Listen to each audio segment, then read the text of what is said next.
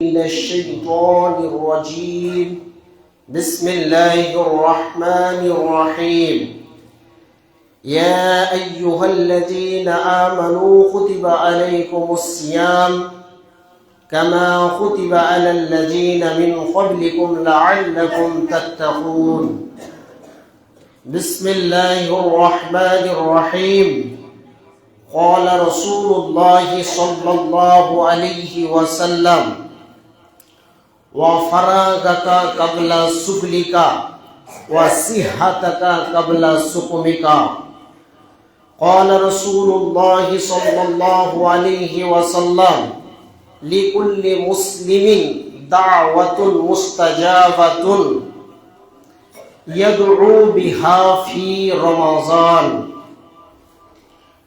সর্বাগ্রে সেই মহান আল্লাহ তাবারক ওয়া তাআলার প্রশংসা জ্ঞাপন করি, যে মহান রবের অশেষ কৃপায় আজকে আমরা তিনার পবিত্র স্থানে উপস্থিত হতে পেরেছি।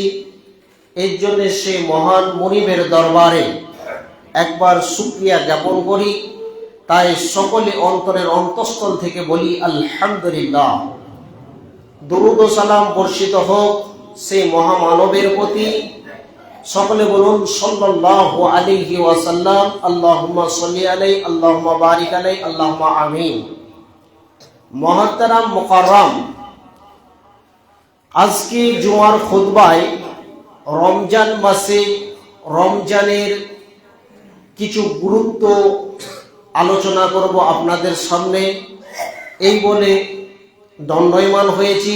আল্লাহ যেন সহি শুদ্ধভাবে বলার তৌফিক এনায়েত করেন এবং শোনার পরে যেন আমাদের সকলকে আমল করার তৌফিক এনায়েত করেন। এর জন্য সকলে বলেন আল্লাহুম্মা আমিন। মুহতারাম মুকাররম, যে মাসটি চলছে এই মাসের অনেক মাহাত্ম্য এবং অনেক ফজিলত। রমজান শব্দের আবিধানিক অর্থ যদি আপনি সার্চ করেন, আগুনের ভিতরে আছে উষ্ণতা আর পানির ভিতরে আছে আর্দ্রতা। আপনি আগুনের কাছে যা কিছু দেবেন সে জ্বালিয়ে ছাই করে দেবে, আর ওই উষ্ণতা আগুন পুড়িয়ে ছাই করে দেয়। কিন্তু পানির ভিতরে আল্লাহ এমন একটি সিস্টেমিক দিয়ে তৈরি করেছেন, তার ভিতরে আছে আর্দ্রতা, তাকে আবার শান্তি দিতে পারে। তো রমজানের আবিধানিক শব্দকে নিয়ে যদি আপনি ব্যাখ্যা দেখতে যান, অনেক ব্যাখ্যা পাবেন, কিন্তু শর্টলি কথায় কয়েকটি কথা বলছি। রমজান শব্দের আবিধানিক অর্থ হলো,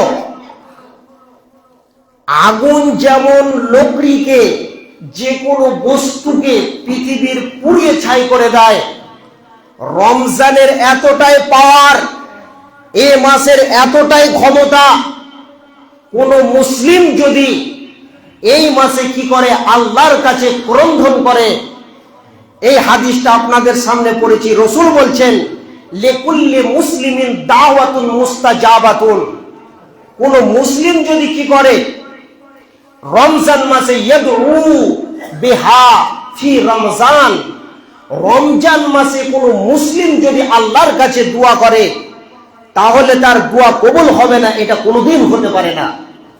তাহলে আল্লাহ তাবারক ওয়া তাআলা এই মাসের এতটাই গুরুত্ব গুণ বর্ণনা করেছেন যে রমজান শব্দের আবিধানিক অর্থ হলো মানুষের জীবনের পাপকে জ্বালিয়ে পুড়িয়ে ছাই করে দিবে, একটা সচ্ছল মানুষ বানিয়ে দেবেন। এর নাম হলো রমজান। তাহলে একজন মুসলিম কাকে বলবেন? মুসলিমের আবার আবিধানিক অর্থ রাসূল বলেছেন। মুসলিমটাকে, মুসলিম বলা হয় ওই ব্যক্তিকে যে ব্যক্তি লা ইলাহা ইল্লাল্লাহ মুহাম্মাদুর রাসূলুল্লাহ এই কথার উপরে যে ঈমান নিয়ে এসেছেন, সেই হলো মুসলিম। মুসলিমের ব্যাপারে উদাহরণ দিয়েছেন রাসূল, যে একটা গরুকে, একটা মহিষকে, একটা উটকে, একটা গাধাকে, একটা খচ্চরকে তার নাকে যদি নাখিল পরিয়ে দেওয়া হয় আমাদের গ্রামের ভাষায় বলা হয় নেথে দেওয়া হয়, তাহলে ওই উটটাকে, ওই গাধাটাকে, ওই গরুটাকে, ওই ষাঁড়টাকে আপনি যেমনে টানবেন সেমনে যাবে। তো আরেকটি উদাহরণ দিচ্ছেন রসুল, যে আপনি ঘোড়া পালন করছেন বাড়িতে, ছাগল পুষেন বাড়িতে, গরু পুষেন বাড়িতে, ওই ছাগল গরু মহিষটাকে যখন মাঠে বাঁধতে যান, একটা খুঁটা থাকে, খুঁটার গায়ে একটা রশ্মি থাকে, সেই রশ্মিটা মহিষের গায়ে, ঘোড়ার গায়ে, খচ্চরের গায়ে লাগা থাকে। তো যতটা দড়ি আছে ততটা সেই গরুটা চড়তে চড়তে যেতে পারবে, আর যখন দড়িটা শেষ হয়ে যাবে তখন ঝিটকা মারবে, তখন আর যেতে পারবে না। তো মুসলিম বলা হয় ওকে, লা ইলাহা ইল্লাল্লাহ মুহাম্মাদুর রাসূলুল্লাহ, এই কালেমার সাক্ষী দিয়েছি, মুসলিম হিসেবে পৃথিবীতে আমরা জীবন যাপন করছি। তাহলে আমাদেরকে ওই রকম ভাবে তৈরি হতে হবে, মুসলিম ওইভাবে তৈরি হতে হবে। গরুটা যেমন স্বাধীনভাবে যেখানে মন চাইবে সেখানে যেতে পারবে না, তো সেই রকম আমরা যখন থেকে কালিমা পড়ে নিয়েছি সেই সময় থেকে আমরা আল্লাহর একত্ববাদকে স্বীকার করে নিয়েছি এবং আমরা পরাধীনতার লাগাম পড়ে নিয়েছি। অতএব মুসলিম কোনোদিন বেপারোয়া হয়ে যা মন চাইবে তা করতে পারে না। এই পৃথিবীতে মুসলিম চলবে তার রবের হুকুম নিয়ে। এই পৃথিবীতে মুসলিম তার উঠা বসা, তার লেনদেনটা হবে রসুলের নীতিতে, আর আল্লাহর আইনকে তারা মানবে, এর নাম মুসলিম। তার বাইরে যারা যে সমস্ত কাজ করবে, আল্লাহ যেটা হুকুম দেয়নি, রসুল যেটা করতে বলেনি, যারা করবে তারা কিন্তু কোনোদিন মুসলিম নয়। তাহলে শিক্ষিত সুধী মণ্ডলী, আজকে আমরা রমজান পেয়েছি। যখন রমজান মাস এসে যায়, এজা দাখালা রমজান, যখন রমজান মাস চলে আসে, আল্লাহর একজন প্রদত্ত মুকাররার ফেরেশতা বলতে থাকে, হে পৃথিবীর পাপাচারীরা, যারা পাপ করো, যারা পাপের কাজে লিপ্ত আছো, তারা পাপ করা থেকে বিরত থাকো। আর তাদেরকে এইভাবে এলান করতে থাকে, ওই আওয়াজটা আমরা শুনতে পাই না। রাসূলুল্লাহ সাল্লাল্লাহু আলাইহি ওয়াসাল্লাম বলেছেন যে যখনই রমজান মাস চলে আসে তখন আল্লাহর একজন প্রদত্ত গোলাম, তার ফেরেশতা এলান করতে থাকে, হে পৃথিবীর গুনাহ করনেওয়ালারা, তোমরা রুখে যাও, ইস্তুজ্জ হও, স্টপ হও, দাঁড়াও, গুনাহ থেকে দাঁড়াও, বেঁচে থাকো, নেকি করে নাও। এইভাবে এলান করতে থাকে। আর একজন ফেরেশতা বলতে থাকে, হে নেকি করনেওয়ালারা, তোমরা কি করো, আরো নেকি করো, নেকি করতে করতে করতে করতে করতে নেকির পাহাড় জমিয়ে নাও। এই জন্য রসুল বলছেন, রগেমা আনফু রাজুলিন, ওই রকম মানুষদের নাক মুখ ধুলায় ধূসরিত হয়ে যাক, পৃথিবীতে তারা ন্যাংরা লুল্লার মতন জীবন যাপন করুক। রগেমা আনফু রাজুলিন দাখালা আলাইহি রমজান, যাদের কাছে কি হলো, রমজান আসলো, রমজান এসে উপস্থিত হয়ে গেল, রমজান মাস এসে উপস্থিত হয়ে গেল, সুম্মা ইনসালাখা ক্বাবলা আন ইয়াগফির লাহু, সে ব্যক্তি কি করতে পারলো না, তার জীবনের সমস্ত পাপকে মোচন করতে পারলো না, রবের কাছে ক্ষমা চাইতে পারলো না, তার পাপকে দেহ থেকে ঝরাতে পারলো না, ওই লোকটি কি হোক, ধুলায় ধূসরিত হোক, সে পৃথিবীতে বদনসিব হোক, এইভাবে রসুল বলেছেন। তাহলে আজকে আমরা যেই মাস পেয়েছি, এই মাসে আল্লাহ তাবারক ওয়া তাআলা আমাদের জীবনের সমস্ত পাপকে ধুয়ে মুছে মাফ করার জন্য 12টি মাসের মধ্যে একটি মাস দিয়েছেন, তার নাম রমজান। এই মাসের ফজিলত অনেক গুরুত্ব এবং অনেক ফজিলতপূর্ণ মাস। এই মাসকে আমরা মূল্যায়ন করব। রাসূল সাল্লাল্লাহু আলাইহি ওয়াসাল্লাম অন্য এক বর্ণনায় বলছেন, একটি মানুষ যদি সুস্থ থাকার পরে, সবল থাকার পরে, সেই লোকটি যদি কি করে, রমজানের একটি রোজা ছেড়ে দেয়, ওই লোকটা হায়াতে জিন্দেগিতে যতদিন বেঁচে থাকবে, সে যদি হায়াতে জিন্দেগিতে যতদিন বেঁচে থাকবে ততদিন যদি সে কন্টিনিউ ভাবে রোজা চালু রাখে, তাও এই রমজান মাসে যে একটা রোজা জেনে শুনে ছেড়ে দেবে, সে কিয়ামত পর্যন্ত রোজা করলে এই রোজার সমান আর হবে না। অতএব শিক্ষিত সুধী মণ্ডলী, আজকে আমরা এই মাসকে পেয়েছি, আমরা এই রমজান মাসের রোজার সিয়ামের আমরা কদর করব এবং আল্লাহর কাছে তওবা করব বেশি বেশি করে। আল্লাহ তাবারাক ওয়া তাআলা বলছেন, ইয়া আইয়ুহাল্লাযীনা তুবু ইলাল্লাহি তাওবাতান নাসুহা, হে ঈমানদার বোনেরা, তোমরা কি করো? এই মাসে বেশি বেশি করে আমি আল্লাহর কাছে তওবা করো। তওবা কাকে বলে? গুনাহ কাকে বলে? ক্ষমা চাইবেন কাজ কি করে? ক্ষমা চাওয়ার প্রসেস রয়েছে, এগুলো আমাদেরকে জানতে হবে। এখন যদি আমি কোনো মানুষের গায়ে একটা তামাচর মেরে দিই, তো আমি এটা ভুল করলাম, সমাজ বলবে তুমি গায়ের জোরে মেরে দিয়েছো, এটা তোমার দ্বারা ভুল হয়েছে। আমার ভিতরে যদি পশুত্বের জিন্দেগি না থাকে, আমার ভিতরে যদি পশুর মতন জ্ঞান না থাকে, তাহলে আমি কি করব? আমি নিজেকে ভাববো, হ্যাঁ সমাজ যখন বলেছে যে আমি ভুল করেছি, তাহলে অবশ্যই আমার দ্বারাই ভুল হয়েছে। এটা আমার যদি মানুষত্বের জ্ঞান থাকে তবে তো আমি বুঝতে পারবো। আর আমার ভিতরে যদি পশুত্বের জ্ঞান থাকে, তাহলে আমি বুঝতে পারবো না। তো আমাদের ভিতরে আছে মনুষ্যত্বের জ্ঞান, আমাদের ভিতরে আছে মনুষ্যত্বের জ্ঞান।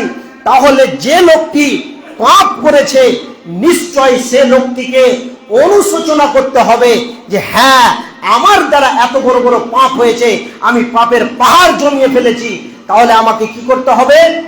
আমাকে প্রথম অনুশোচনা করতে হবে যে এটা আমি অন্যায় করেছি। তারপরে আপনাকে কি করতে হবে? নিজেকে লাঞ্ছিত মনে হতে হবে, একটা গোলামের মতো মনে হতে হবে, নগণ্য ছোট হতে হবে যে আমি অপরাধী, আমি অপরাধী, আল্লাহর কাছে আমি একদিন ধরা খাবো। এইভাবে তাকে অনুশোচনা হতে হবে। আর তুবু, তওবা করো, ইলাল্লাহ, আল্লাহর কাছে, নাসুহা, এর দুটা ব্যাখ্যা আছে। একটা হলো নাসুহা, একটা মানুষ বলছেন রব্বানা আতিনা ফিদ দুনিয়া হাসনাতাও ওয়া ফিল আখিরাতি হাসনাতাও ওয়া কিনা আযাবান্নার, হে আল্লাহ তুমি আমাকে মাফ করো, আমার দ্বারাতে সুদ খাওয়া হয়েছে, আমার দ্বারাই বেঈমানি করা হয়েছে, আমি লোকের দাড়ি মেরেছি, আমি লোকের গীবত করেছি, পরনিন্দা করেছি, এভাবে আপনি ক্ষমা চাইছেন। তো এভাবে ক্ষমা হবে?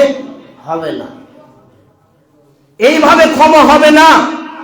নাসুহা শব্দের গুগলসে সার্চ করে দেখবেন, নাসুহা শব্দের অর্থ হলো ছিঁড়া জায়গায় তালি লাগা। নাসুহা শব্দের অর্থ হলো ছিদ্র জায়গাতে তালি মারা। এই ঘরটা যখন তৈরি হয়, আপনার কিনা ভাড়া বাঁধার জন্য ছিদ্রগুলো রাখা হয়, যখন প্লাস্টারের কাজ হয় বন্ধ করে দেওয়া হয়, তাহলে এপার থেকে আর ওপার যাওয়া হবে না। তো নাসুহা শব্দের অর্থ হলো ছিদ্রকে পূরণ করা। তার মানে হলো যে আমি যে গুনাহগুলো করেছি পূর্ব জীবনে, যা আমার পাপ হয়েছে, ইনসালাহা ক্বাবলা আন ইয়াগফিরা লাহু, তার পূর্বের জীবনের যদি সমস্ত গুনাহকে ক্ষমা চাইতে হয়, তাহলে তাকে আল্লাহর কাছে এইভাবে তওবা করতে হবে যে আল্লাহ, আর জীবনে আমি কোনোদিন এই কাজ করব না। আর জীবনে আমার জ্ঞানবশত আমি সচ্ছল জ্ঞানে জ্ঞানী যদি থাকি, তাহলে আর জীবনে আমার দ্বারা এরকম পাপ হবে না, তবেই আল্লাহ ক্ষমা করবেন। মুসলিম শরীফের হাদিস, প্রসিদ্ধ হাদিস, এই আয়াতকে নিয়ে ব্যাখ্যা করেছেন।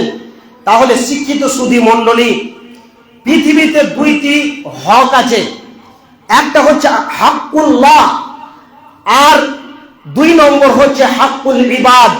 পৃথিবীতে কিছু কিছু গুনাহ আছে, মাফ হবে না, কোশ্চিন কালো মাফ হবে না। মসজিদকে মাথা ঠুকে ঠুকে খাল করে দিলে, চোখের পানিতে বন্যা বইয়ে দিলে কোনোদিন মাফ হবে না। একটা হলো হাক্কুল্লাহ আর হাক্কুল ইবাদ। খুব ভালো করে শুনবেন, আল্লাহর যতগুলি হক আছে, আল্লাহর যতগুলি হক আছে, আপনার ব্রেন যতগুলো জানে আল্লাহর বিধিবিধান সম্বন্ধে, আল্লাহর হুকুম সম্বন্ধে, এগুলো হচ্ছে আল্লাহর হক।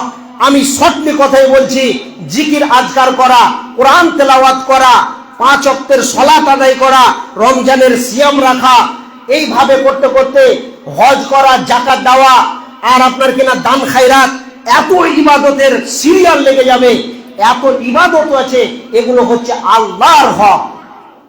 এবার আপনি আল্লাহর 5 ওয়াক্ত সালাত আদায় করতে পারলেন না, 5 ওয়াক্তের ভিতরে 3 ওয়াক্ত পারলেন, 2 ওয়াক্ত পারলেন না, রমজান মাসের রোজা যে কোনো কারণবশত হোক আপনার ছুটে গেল, ওটা আল্লাহর সঙ্গে যখন আপনি আপোষে বসবেন আল্লাহ আপনাকে মাফ করে দিতে পারে, এটা আল্লাহর ব্যক্তিগত ব্যাপার। কিন্তু হকুল ইবাদ মানে বান্দার হক, কিছু কিছু জিনিস বললাম যে মাথা ঠুকে ঠুকে মসজিদ যদি খাল করে দেন, চোখের পানিতে বন্যা বইয়ে দেন, তারপরে কোনোদিন ক্ষমা পাবেন না। হকুল ইবাদটা হলো বড় খতরনাক জিনিস। আপনি একজন ভালো মানুষ, সে সমাজে মুনাফিক লয়, মুশরিকও লয়, কাফেরও লয়, এইরকম একজন ভালো মানুষের খামোখায় তার বদনাম রটাতে শুরু করলেন, এটা ওটা বলতে লাগলেন, যতক্ষণ পর্যন্ত একটা মানুষের মান সম্মানের হানির জন্য আপনি তাকে সমাজে লাঞ্ছিত করার জন্য তার গীবত করতে শুরু করলেন। গীবত করতে করতে করতে করতে 2-4 ঘন্টা তার ব্যাপারে গীবত করলেন, তার 14 গোষ্ঠীকে উজাড় করে দিলেন। এরপরে ওই লোকটা ওই কথাগুলো যখন তার কানে যাবে, তো যার ব্যাপারে গীবত করা হচ্ছে তার কলিজাটা জ্বলে পুড়ে ছাই হয়ে যাচ্ছে।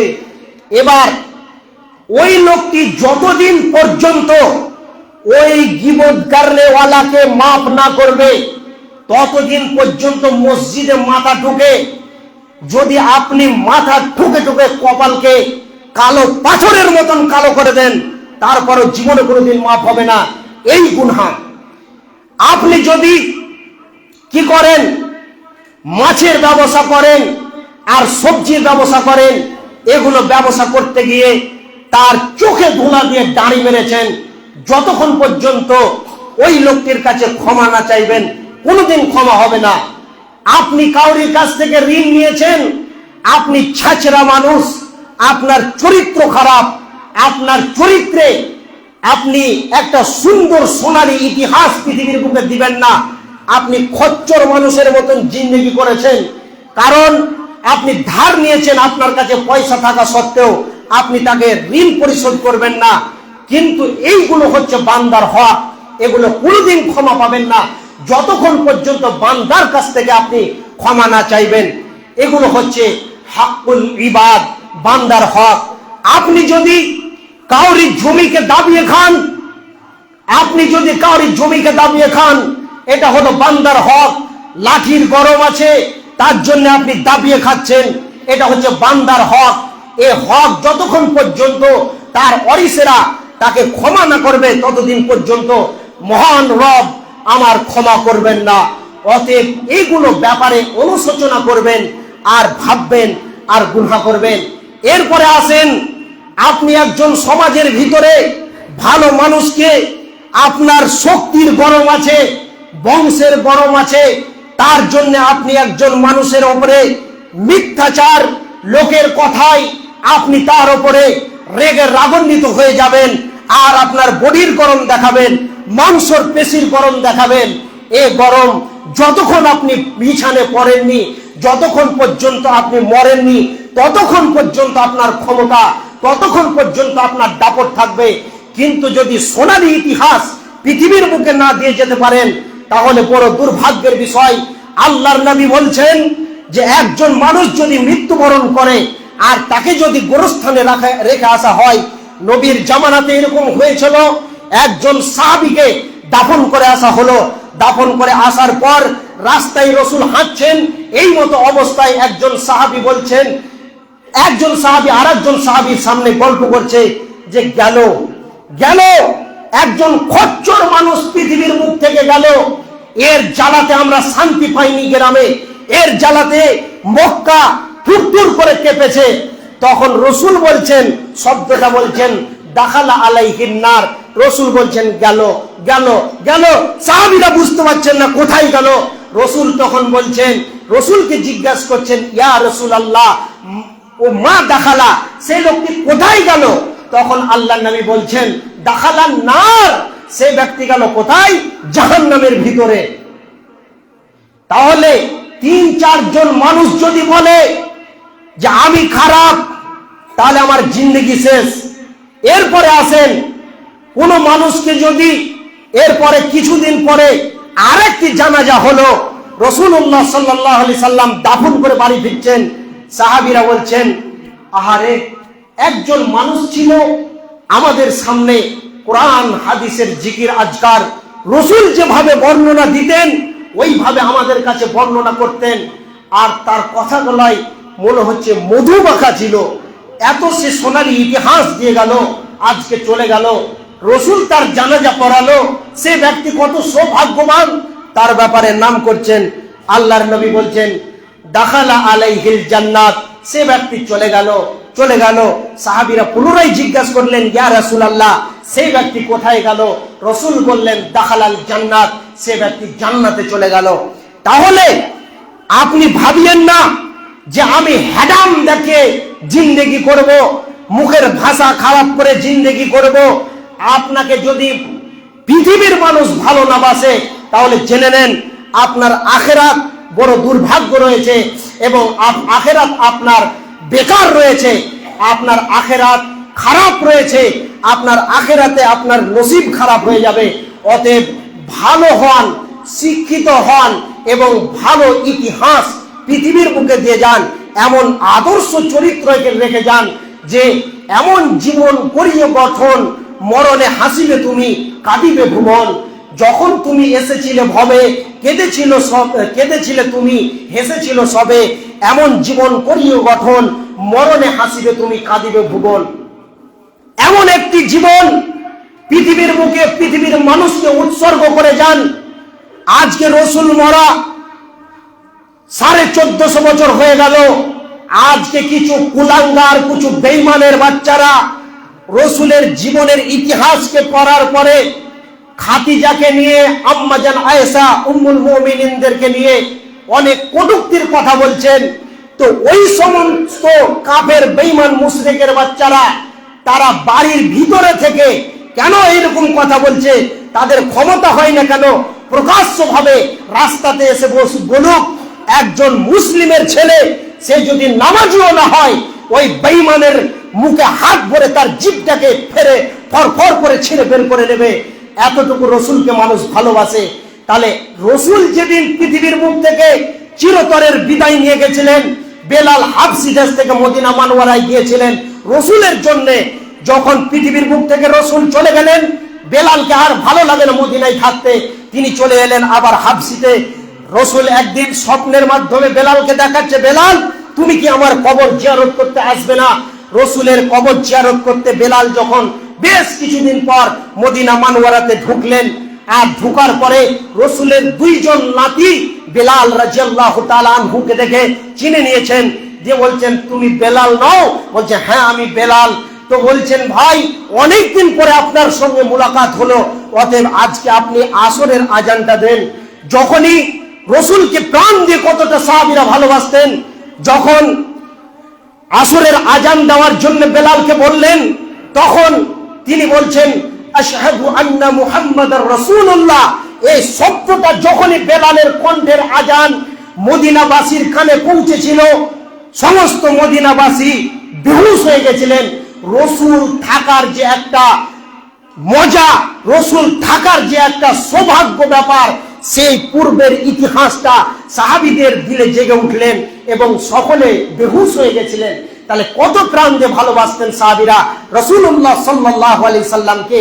তাই রাসূল বলতেন যে বুইস্তু উতিম্মু মাকারিমাল আখলাক, যে আমাকে পৃথিবীর বুকে শিষ্টাচার করে পাঠানো হয়েছে, মানুষকে সোনালী মানুষ বানার জন্য পৃথিবীতে আমাকে পাঠানো হয়েছে। ওই রকম চরিত্র, ওই রকম আখলাক আমাদেরকে তৈরি করতে হবে। শিক্ষিত সুধী মণ্ডলী, এটা রমজান মাস, এই মাসে আল্লাহ মানুষের জীবনের সমস্ত গুনাহকে মাফ করবেন। রাসূল সাল্লাল্লাহু আলাইহি সাল্লাম তিনি একজন নবী, তারপরেও তিনি কি বলছেন? সাহাবীরা বলছেন, রাসূলুল্লাহ সাল্লাল্লাহু আলাইহি সাল্লাম অন্য মাসে যে পরিমাণে দান করতেন, তার চাইতে দ্বিগুণ দান করতেন তিনি রমজান মাসে।